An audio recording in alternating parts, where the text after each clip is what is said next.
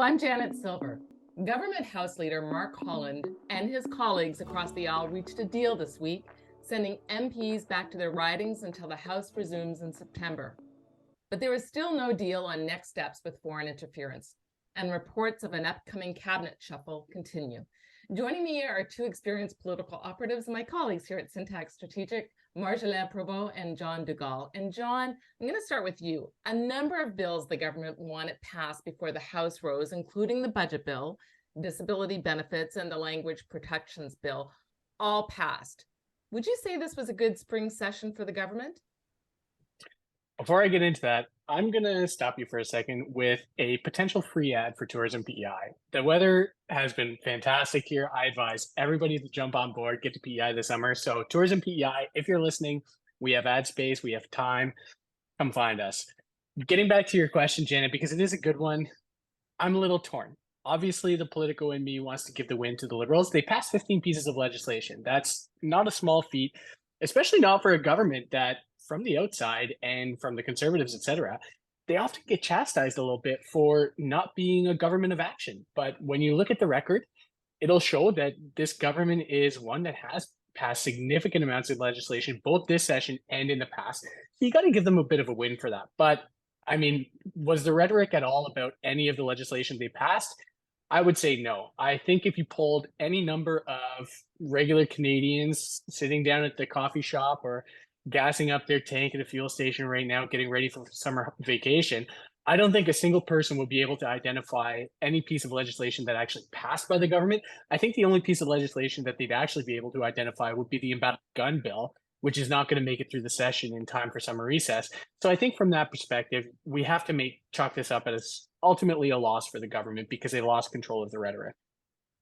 Marjo, as we look back over the last, number of months with the House sitting, is there anything that stood out for you?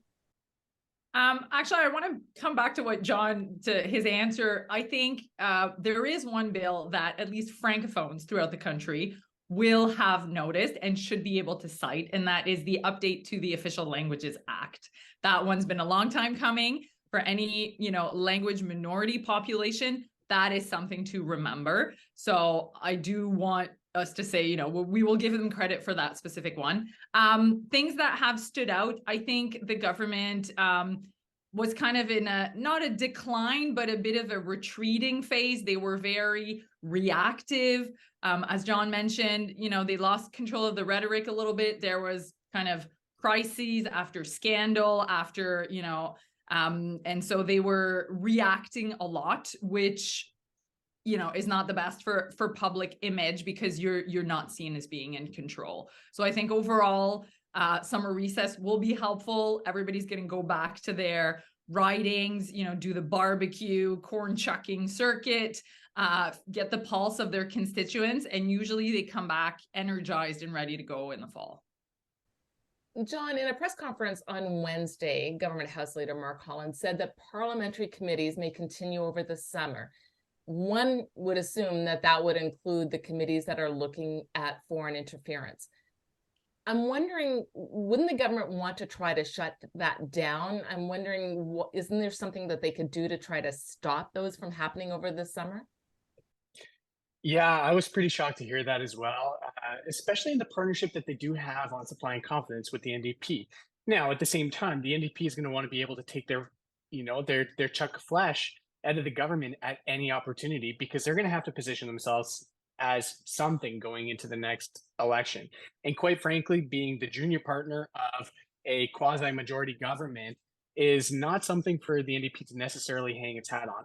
So if you're looking at Jagmeet's schedule for the last little while, he's been hitting the road a lot. He's kind of been doing a lot of what Justin Trudeau did as leader of the third party Liberals. There seem to be a lot of parallels there. So I think the NDP is onto something in terms of having learned from past practices by the Liberal Party and employing that towards Jagmeet now, getting him out across the country, talking about his message, what he wants to be talking about, whether it's housing, whether it's healthcare, whether it's about social assistance. He's talking about those things. However, the party itself is going to want to keep taking a couple knives to the Liberals here and there because at current rates, this government's not going to go down in one fell swoop. I think it's going to be more of death of a thousand cuts if there's going to be anything bring it down right now, especially with such a polarizing figure on the other side, Pierre Poilievre. I would hazard a guess, and it would be my hypothesis that there will be a lot of votes next election, whenever that might be ABC, anything but conservative.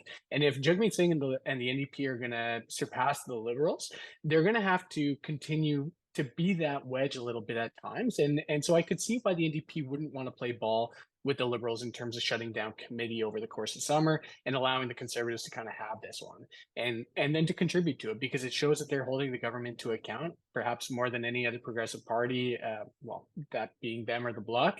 And they're the only one with national appeal. So they would be the only natural choice for any left of center voter that might want to think about anyone other than the Liberals in the next election. So I don't fault them. There are, off the top of my head, few tools for the government really to use to shut this all down right now, which would ultimately lead to prorogation to make sure that the entire session comes to a halt and that no work can be done. That would be a drastic move, and it could backfire on the government. So I wasn't shocked, but it is, luckily for the Liberals, you're going into summer months. People are on vacation. They're not necessarily reading the news. If I were them, I'd rather sweep this under the rug in the summer months too. Let it get over with.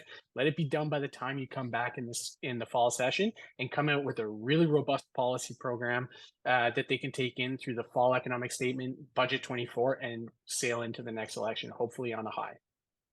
Marjo, just to drill down on that though a bit, with regards to the foreign interference, because it has dominated the House of Commons so much this past sitting, and the government has not given in to the opposition demands in terms of next step on this. And I'm just wondering, in terms of the strategy and the communications behind that, has it been effective for the government? Because it sure doesn't seem that way if you're just sitting on the sidelines watching this all play down.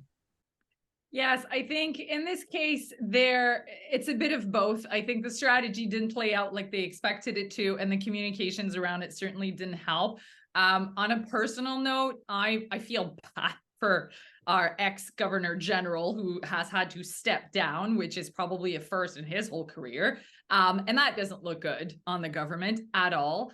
I think they could have, if they had been able to squash the protest in regards to Mr. Johnson, who was appointed, that might have turned out okay. But at the same time, that's not what happened. And now I think they're looking obstructive. And for a government that has repeatedly said on the world stage and in Canada, democracy is important. We need to protect it. We need to make sure that nothing threatens our democracy. Seemingly being obstructive on this topic just doesn't jive. So I think some people may just be wondering, well, if you think there's something there, why don't you just have a public inquiry and, let the truth come out? So I think the strategy didn't really, work in their favor, and the communications just, have been too reactive. And again, they lost control of the narrative because, we saw what happened and Johnson had to step down. Well, speaking of stepping down, that's a segue into, John, what we're hearing, and that's the constant rumors that there will be, and CBC has reported this, that there will be a cabinet shuffle, they're saying next month. And I'm just wondering, and that one of those rumors is that the public safety minister, Marco Mendicino, will be one of those that will be affected by a potential cabinet shuffle. How do you see that playing out? And would that kind of reset then? Is that what the government needs? Yeah, I mean, talk about feeling bad for someone, kind of like Marjo mentioned about David Johnson. Is this maybe just a stroke of, my gosh, ultimate bad luck for Marco Mendicino? I mean, since he came on board, what has he had to deal with? He's had to deal with the Freedom Convoy. He's then had to deal with, obviously, the allegations of foreign interference in elections. And then it came out that there were allegations of foreign intimidation of Canadian members of parliament that they weren't made aware of by CSIS. Then you have the Paul Bernardo scandal. Like, this is just a series of revelations that don't necessarily have to do with anything that he necessarily misstepped on, right? But rather external crises that he's had to respond to. And so, I mean, in terms of feeling bad, yeah, I got to tip my hat to the guy. He's really had to step into it a lot for this government. So I'm not shocked to hear his name in rumors. And quite frankly, I think he should probably be moved, because the communications aspect of everything, as Marjo said, has been, quite frankly, subpar, especially for a government that would probably pride itself on its communications abilities. However, he's still probably, in my eyes, an important minister for the government. He's someone who's young, who's vibrant, who's seemingly very good with the community, with dealing with stakeholders or individuals in the community. And that has a lot of importance in building out a cabinet, because obviously you need those ministers out there. You need them to be selling your message. So if the prime minister can find a way to put him somewhere where he might not have to deal with these external crises, and maybe he can have a bit more of a positive message going forward, talking about things that he wants to be talking about or that the government wants to be winning on, that could be a really good opportunity for him, not only to rehabilitate his image, and I think that might have been even mentioned in the CBC piece, but for the government to reward him in a sense of, really just taking one for the team.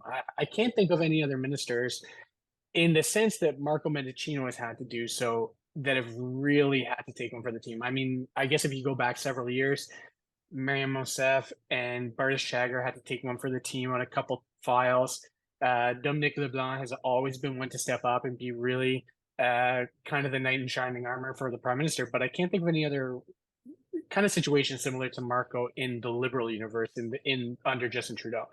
As far as anything else, I mean, it's pretty standard at this time anyway, getting into the end of year 2 of the current government, especially in a minority, that you would start canvassing your senior members of the cabinet anyway, that have been around a long time, that, they're on cycle 3, cycle 4 of their parliamentary life, if not more. Think of a Carolyn Bennett, think of a Lawrence Macaulay, these type of elder statespeople that have been around for a long time. You'd be canvassing them to see if they plan and intend to run in the next election, and really try to get an honest response from them. Because at the end of the day, if they're not, you want to be replacing them with someone new, someone fresh, someone that can lead that message into the next election, and quite frankly, be a star candidate for you that can help out regionally for you to make sure that you're either A, re-electing strong candidates in the region, or B, expanding your voter base to make sure that you at least hold a minority government in this case, if not get back to majority. Marjo, I'd just like to step back for a second, going back to, the rumors of a cabinet shuffle. Before joining Syntax, you worked on the Hill, you worked in a cabinet minister's office. I'm just wondering, from an inside perspective, when those rumors abound, what's it like being on the inside? So you're right, Janet. I did work in several ministers' office. I actually worked for Minister Mendicino before he got shuffled over to public safety. And I just want to say, from being a close collaborator of his, if there is one guy that has the drive and the energy and the passion, it is Marco. He is the epitome of an Energizer bunny, is everywhere all the time, talking to everybody. So he definitely has a very strong ground game. And I think that is something that the Liberals, will want to keep. And as John was saying, perhaps reinvest somewhere else. As for what it's like on the inside, there's so many things going on that you basically just have to turn a deaf ear to those rumors. Ministers will have a sense of where they are going, because obviously the prime minister doesn't just wake up one day and, make a surprise decision. So the minister might know what's coming down the pipe for him, but as staff, you need to just, keep grinding, keep getting through to the end of the session, and just keep handling all the files. So it's always a little disturbing, it's and also because as political staffers, when your minister gets shuffled, your life is on hold and you don't know what's going to happen. So it definitely brings a certain dose of uncertainty, which is not necessarily super pleasant as you enter the summer, knowing that your fall return might be very different from what you're doing right now. But one just has to ignore the rumors and, keep going on and just get to the end of the session, which now they've done. So hopefully they can all go home, rest up, and, just get ready for what fall may hold. Yeah. Well, and that leads me to my final question, because we've got another federal by-election next month in July in a Calgary riding. We just had 4 earlier this week. There was no changes in terms of the seat count in the House of Commons.